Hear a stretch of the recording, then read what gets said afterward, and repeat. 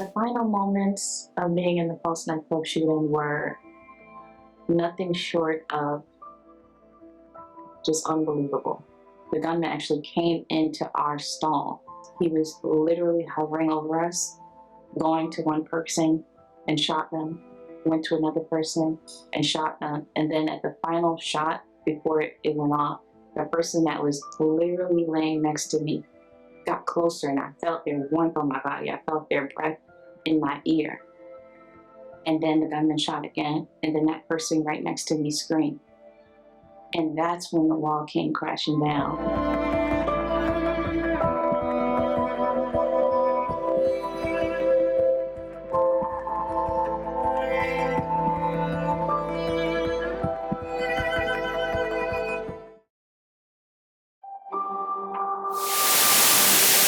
The FBI conducted an investigation, including an interview with Mateen. At this point, 21 out of 50 people who were killed in this shooting have been identified. Ron Hopper, Assistant Special Agent in charge of the FBI in Orlando. So I got a text message around 2:30 in the morning, close to 2:30, and it said, "Hey boss, don't know if this is legit, but I'm hearing there's a hostage situation in Orlando, and the guy is claiming to be ISIS." Terrorism in Orlando, pledges something to the Islamic State. The evidence showed that he probably chose the Pulse Nightclub because he happened to find parking at the Pulse Nightclub. When you got there, the shooter was still not in custody, it was still an active scene. Keep walking, keep walking. Still active in the area. We were still removing people from what we call the warm zone, or the area that's still a danger. Hey, I got someone shot back here. I need some help. The shooter had been pushed back into the women's restroom. So I could see through like this little like hole in all of the grate, the light flashing from the gunfire going back and forth. So once the shootout happened with the SWAT team and the situation was contained, the shooter was down, mass carnage and devastation. And just a general feeling of sadness to see all the lives that had been innocently taken. In the shooting, it was 194 rounds in 3 minutes. And just to see the aftermath of that was, incredibly sad.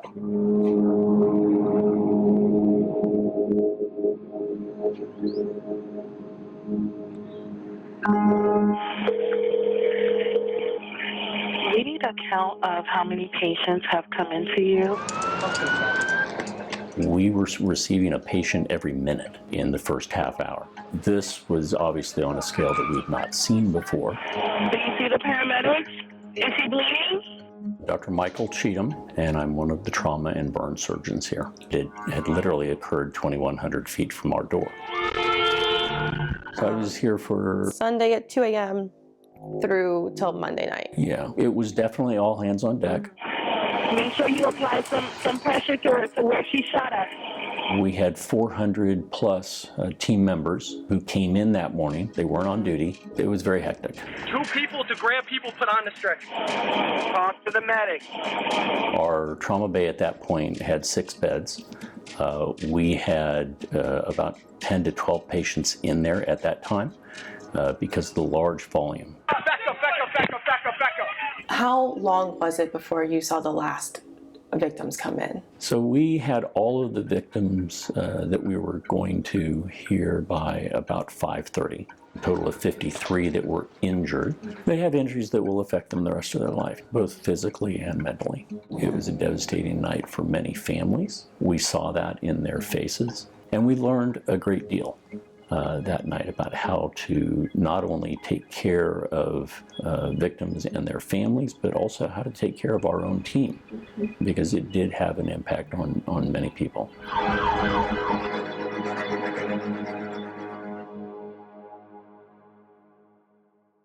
Stop. My son was at home. I was trying to get through there, and there was this cop blocking over there, and I was like, look, I'm trying to get to my son. What you should do is go wait somewhere nearby that's not in the middle of this and wait for a phone call. Well, they said there's a lot of dead bodies at the club. That's a crime scene. They can't identify anybody. So it could be hours and hours. Christine Lyonen grabbed me on camera, a lot of emotion, not knowing where her son was, squeezed me tight, and cried on my shoulder. We're just begging you, where is my son? And they're just ignoring me. We do not know the update on her son this evening as well.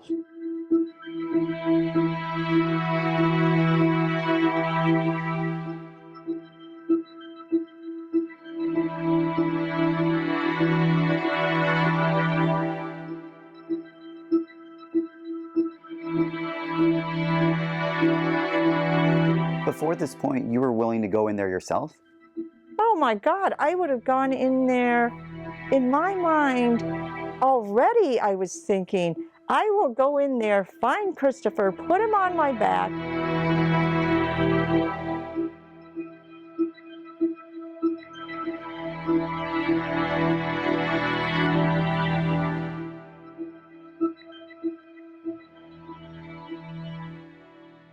Recovering from being shot in the Pulse Nightclub shooting was very gruesome. It was very excruciating.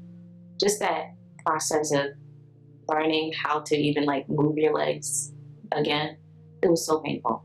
It was so painful. And like there wasn't any glamorous part of this where I can say, yeah, like I felt like this champion. No, I felt like a victim every day.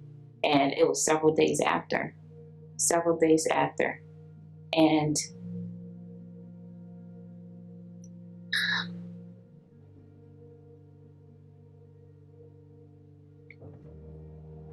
it's been a long time since I really had to talk about this. So my friend at the time, her mom, actually told me that Akira didn't make it. So determined, and she was a leader. And even in the final moments, that is very much so true. Even from when she went back into the club with no hesitation. Being the one that actually closed the stall door, it was very hard for me because we made it out. Like we actually made it outside of the club. And I wish I had more moments with her, but she had such a bright future ahead of her. When he was right there next to you, does your mind ever go back to that? Of, you know, if you were just sitting in a different position that could have been you? It's kind of surreal to think that if I didn't make it, like my son would not be here. So it further reinforces the miracle of even surviving something like that. It truly was, I think, a miracle. Everyone who arrived at ORMC alive survived. 3 months before Pulse, we had a large-scale mock disaster drill, and the premise of that drill was that it was an active shooter on a local college campus. We realized that all of the planning that we had put into place paid off.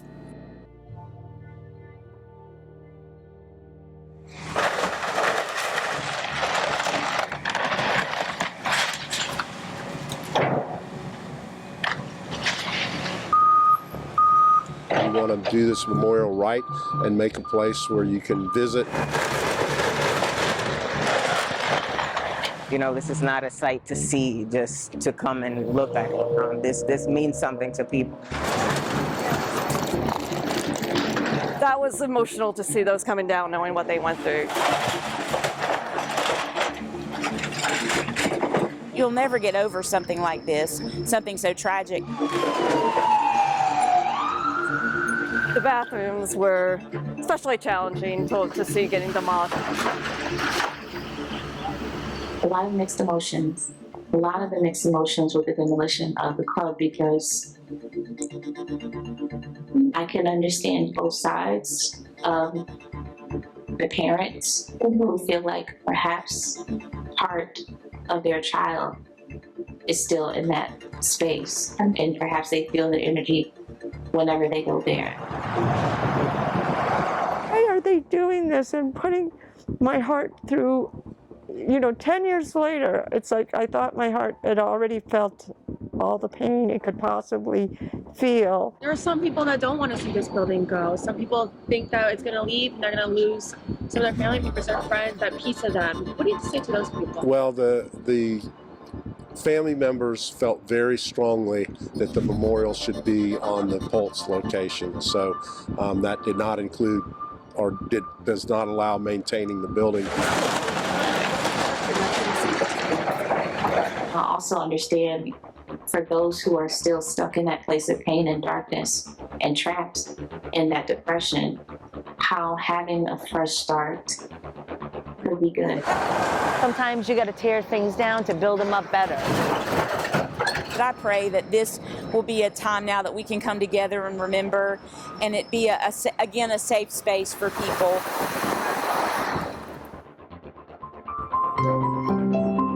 They always thought that you. Music, of course, like the creation process of music heals my nervous system. They're surprised you were the one.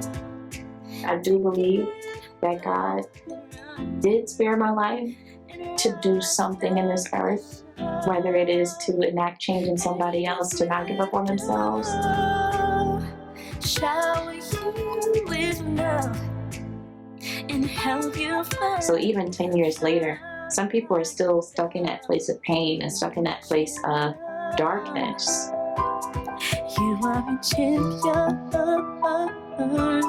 I wrote a song called Champion that was inspired by this overcoming experience of just moving through the pain.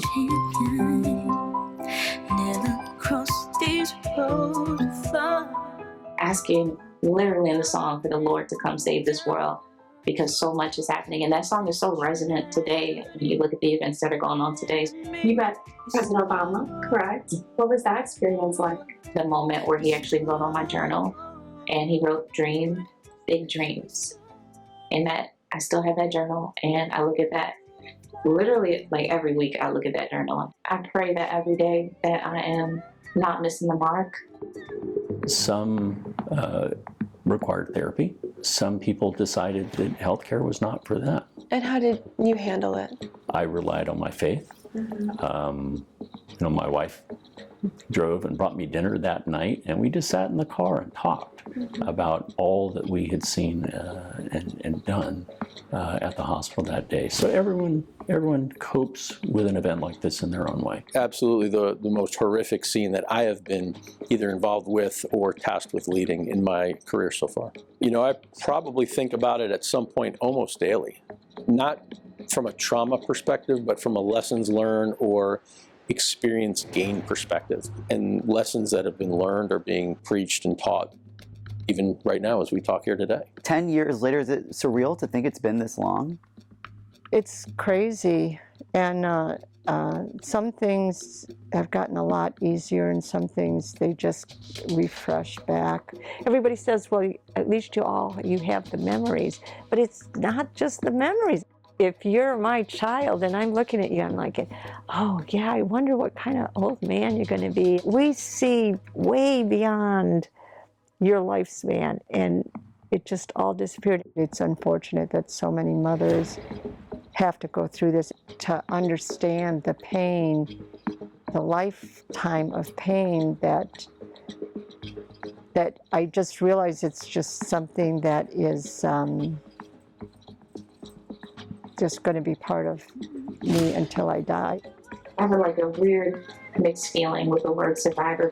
I do love the word champion, however, because it feels so empowering and it feels like, yes, I've gone through something, but I'm the victor over that situation as opposed to a victim. You get to decide how your story ends. You get to decide how you choose to honor the life of the person and the people that you lost in that tragedy. So don't give up in the fight, even if it's hard. Just keep moving. If you had a message for Christopher, what would it be? I would tell him that, unfortunately, I'm still fighting for your honor, for your legacy, that they're trying to make a tourist trap out of your death, and that I'm still fighting for you.